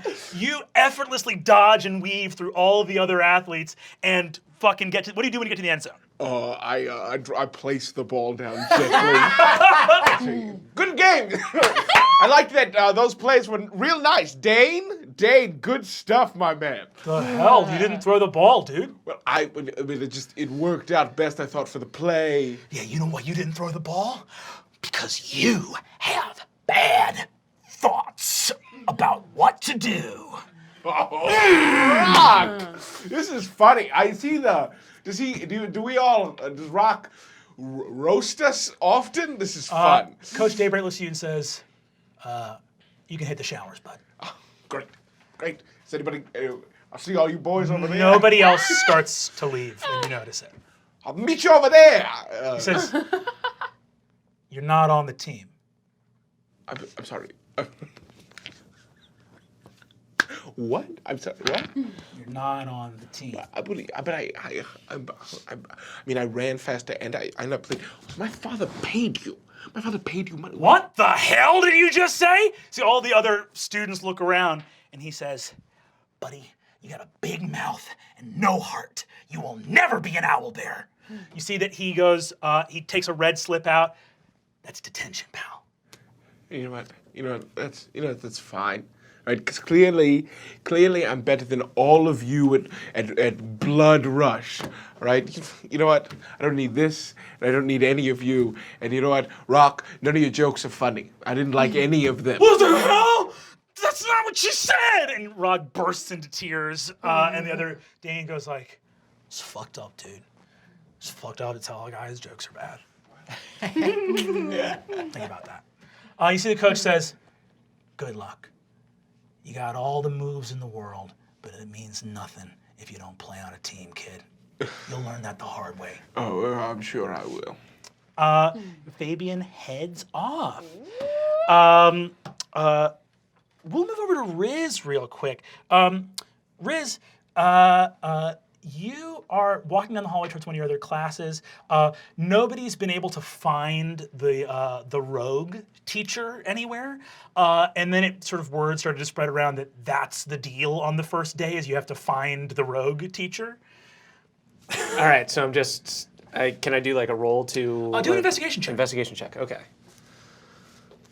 Looking around the hall, sniffing around with my, ooh, that's not good. What did I get? 11. 11. You are out near the front of the school, and you see that one of the students is talking to, who looks like a sort of like lavender-skinned elf, very beautiful. And she's speaking to this guy who's like got a black leather jacket and a white t-shirt and tight jeans, who's next to a big motorcycle, and he's like this like tiefling with big horns. He looks like he looks like a little bit too old to be a student. And you see that he's kind of like got an arm on her waist and like he's leaning against his motorcycle. They're out in the front near the driveway. And you just see this sort of couple, and she's kind of talking to him, and he's sort of like greaser-looking tiefling guy, okay. Big long horns swept back, and she's sort of giggling, and he's sort of smiling and laughing at her. And you see that Penelope Everpetal, who was sort of the popular girl who was handing out flyers, walks up and says, "Hi, Sam. Can I talk to you real quick? I don't mean to interrupt you and your boyfriend who hangs out around the school and doesn't go here. What are you gonna do as you see this? I guess I'll try to kind of hide and sneak up and listen to their conversation. Awesome. So that is a 23 for stealth. Awesome. 23? Yeah. Oh, fuck yeah. You see that, as you get closer, you see that it's actually not an elf. That Sam, her hair is flowing slightly. She's a water genasi, right? So she's like a water elemental kind of thing. And you see she says, Penelope, I'm busy right now. Johnny is just stopping by real quick and I can talk to you after school. And then she goes, now Sam would be good. You see that the guy, the tiefling, sort of looks over and he's looking at Penelope with that face of like a weirdo adult hanging out at high school. Yeah. Just like, you're not the person I'm dating and I have no facial expression as I'm watching you. Just like, Right. You see that I guess I'll sneak up behind him and I'll tap on his back. his arms are engulfed with green flame, and he turns around and says, "Whoa, whoa, whoa, whoa! Watch the jacket, kid." Sorry. You have any idea who you're talking to? Johnny. Johnny Spells. Do you go here? See, he puts on sunglasses. Hell no, I don't go here. No? No, it's my girlfriend. You see that Sam waves and says, "Hi, can I help you?" I'm friends with your friend. And I point to the cheerleader girl. See, Penelope says, "Oh my God, are you the ball from earlier?" I turn to Johnny Spit. They call me Ball. Why do they call you ball? Because I ball, dude. I don't believe that. Ball. I don't believe I you. get shoved in a garbage can, okay, man? Tough. Yeah. I know what it's like to get shit on. So where are you from, man? I live at the Strong Tower Luxury Apartments, just me and my mom. Where I'm from is the same place I'm going, buddy. Nowhere. Can I get a perception check if this dude actually rules? Because right now, I think he rules. That is it's only a 9. This dude fucking rules. Cool. You see Sam says, "Johnny, I gotta go deal with Penelope. Are you okay if we meet up later?" And he goes, "Yeah, babe, maybe. I don't know. I might be busy. I'll see you around, kid." He fucking takes off on his motorcycle. Johnny Spells. You think Johnny Spells rules? You see that Sam looks over at you and goes like, "He totally rules." He seems pretty cool. Johnny Spells. How did you meet Johnny? He hangs around the high school. No, he seems awesome. How old is he? I don't know. I think he's like, he had a birthday, and I think he gave a real ID and could drink. So Okay. I think 21, maybe. Right. Cool. Do you know, has he dated anybody else at the school? You see that Penelope says, "Sam, we're going," and make an insight check. Cool. 18 plus 22 total. Penelope didn't like that. Okay. She didn't like that you said that at all. She grabs Sam and runs into the school. Not so sure about Johnny Spells. Cool. So I guess I'll follow them in. Cool. You follow them in, and you see them duck into the girls' changing room, and you hear Sam say, "What? Penny's gone." And you see she says, "I fucking know, Sam, but now we need to talk about what happens next." And the door closes. Are any of these guys around? Nope, not that you can see. I guess oh boy. Riz runs to try to find a girl to help him. Make an investigation check. Cool. 18. Cool. Make a persuasion check. Okay. 21. Awesome. Cool. You see that there's this extremely bejeweled dwarven girl. She's got like little sort of sideburns that go down to these like little wispy strands, jewelry everywhere. She's like hanging out with some friends near the water fountain as you approach her. Okay, so you've got a lot of jewels, and I can tell that you like stuff. I will give you my freaking briefcase if you'll go into that changing room and tell me what those girls are saying. I think one of them has a crush on one of my friends. You see, she says, your briefcase? Okay, what do you want? What do you want? You see that she says, I don't know, like, give me 20 gold pieces. Okay. What if is there anything from the school you want? I'll take something for you. She says, okay, yeah. Steal me like a tea bag of that gross tea that Principal Eggford is always drinking. Yeah, sure. Okay, will you go in there now? Go get me the tea bag. Fine. Okay, I run off to go find a tea bag. Cool. You find Principal Eggford's office. Go ahead and tell me how you're getting in. The door is locked. I guess I'll try to unlock it. Cool. I guess what skill would that be? Like sleight of hand or? Yeah, make a perception and make a sleight of hand. Okay. It actually is a tool proficiency, but I think you have. Okay. So I did bad on whatever that was. Perception of 4. Cool. 4 is bad. So it's a door. Great. Cool. It's a door. And then roll again. Okay. Oh boy. Sleight of hand 7. You mess with the door, and the door actually opens. Sweet. I look for his tea. You walk in and see Vice Principal Goldenhorde. Immediate detention! All right, look at that. Wild. We're up to 5 on day 1. At least yours happened during the day. That's good. All right. I run and try to grab his tea while he's drinking it. You see, he looks at you. Yeah, go ahead and make an opposed athletics check. You can do acrobatics. Okay, good. 21. You grab it and bounce. I'm so sorry. I'll go to detention later, I promise. You have to go to detention! You see, he's just like barreling down the hallway after you. You run, find the dwarven girl. You see, she says, oh my God, you actually got it? Yeah, I got it. You're a fucking freak.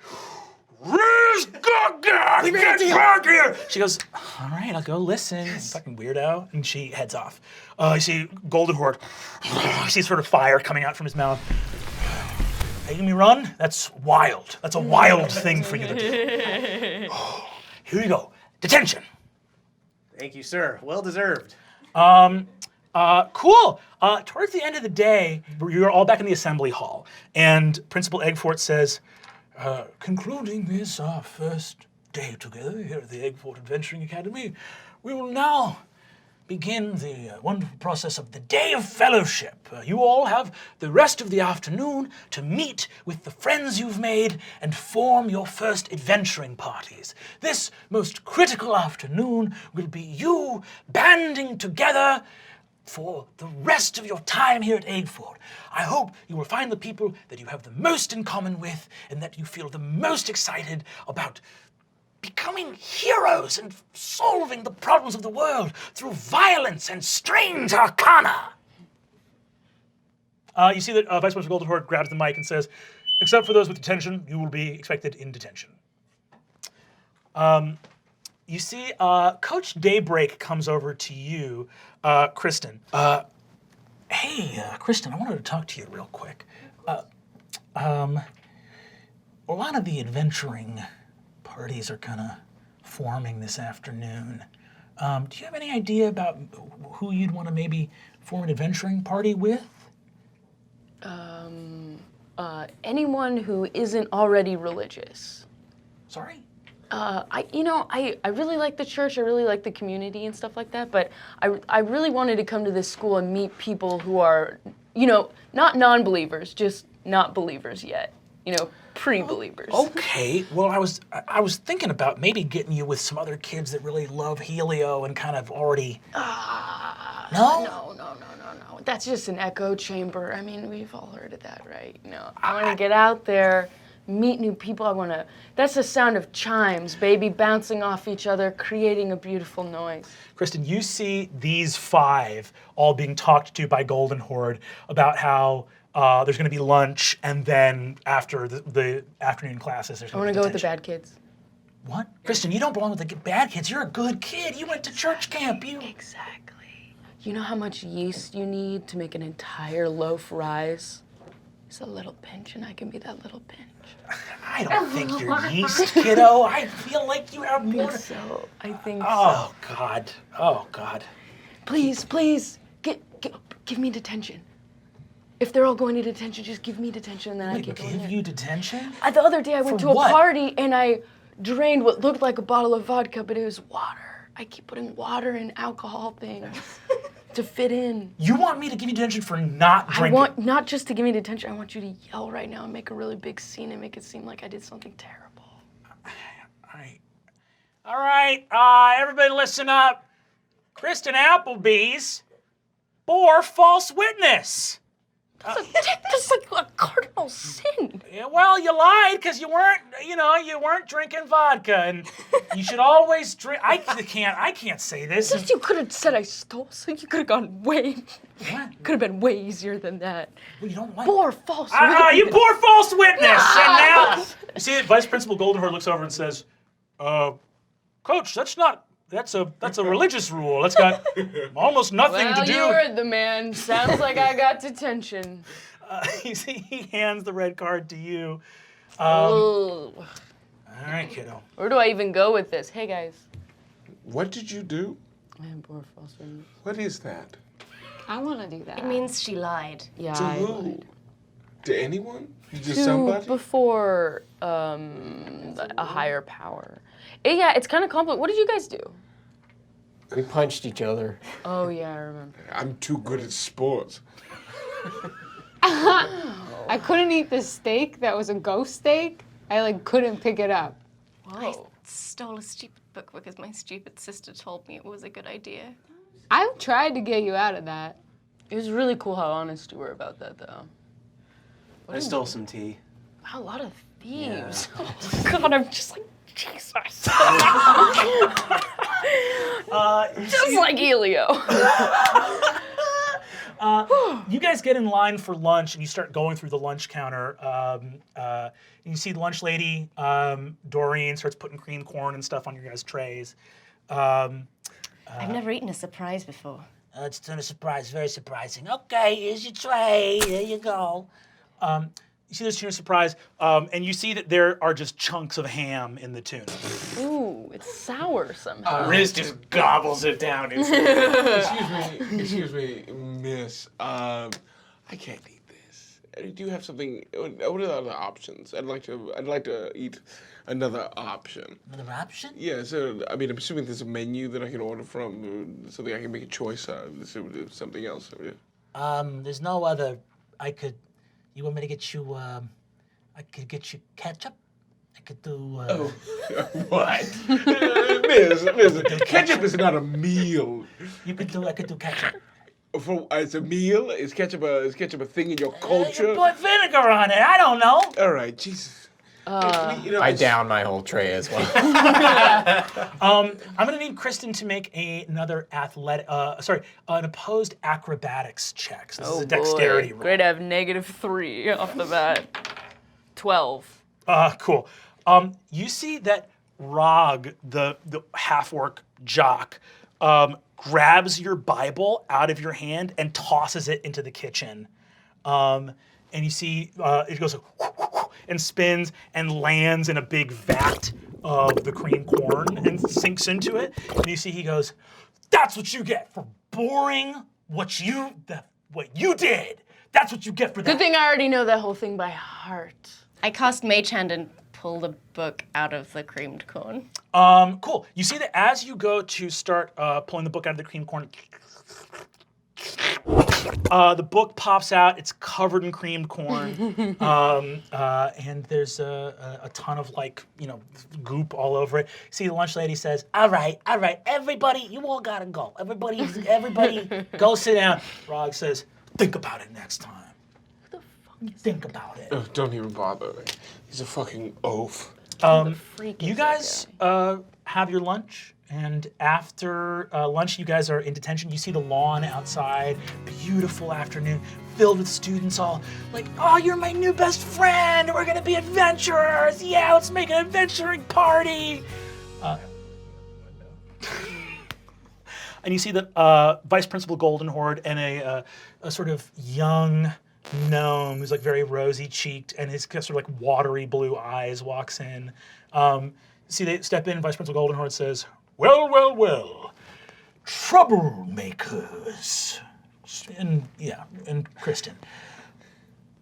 Troublemaking bothers me on a deep level.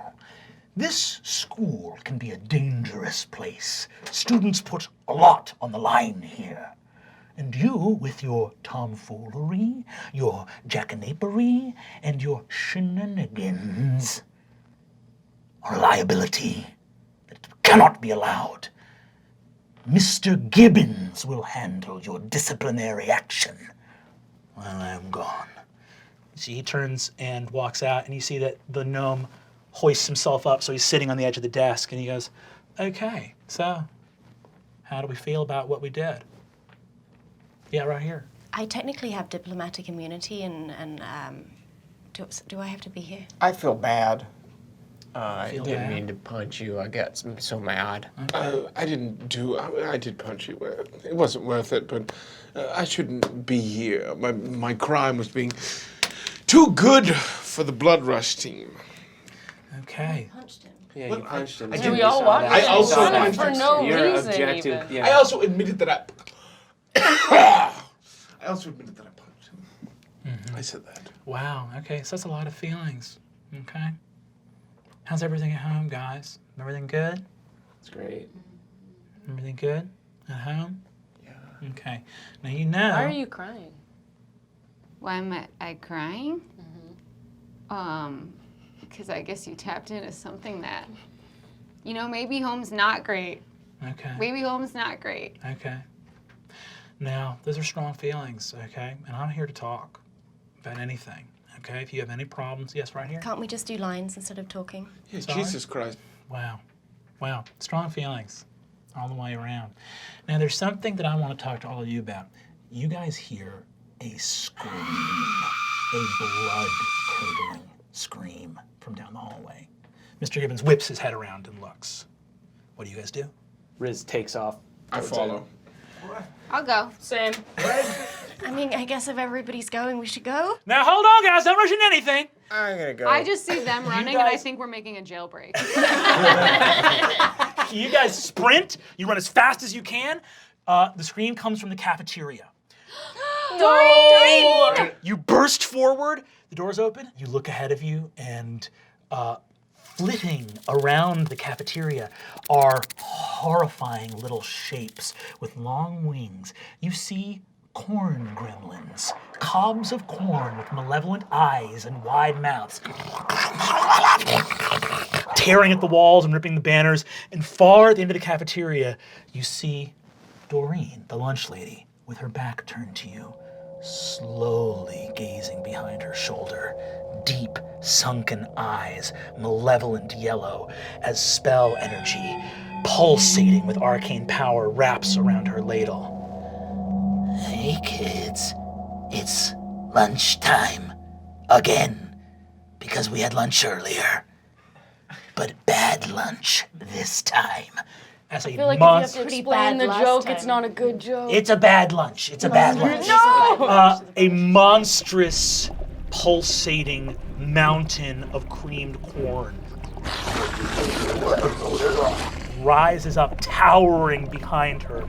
A colossal ooze begins to pseudopod its way forward. And I'm gonna need all of you guys to roll initiative.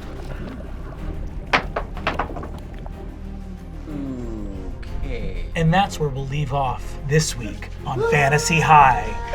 Okay, that's it for this episode of Dimension 20. If you liked what you saw here, there are 2 more full episodes you can watch right now on Dropout. Just go to dropout.tv and start your free trial today in order that you may continue your noble quest. What did you just do? We gotta go, guys. Riz just starts like cleaning Will up. someone take my body, please? Everybody,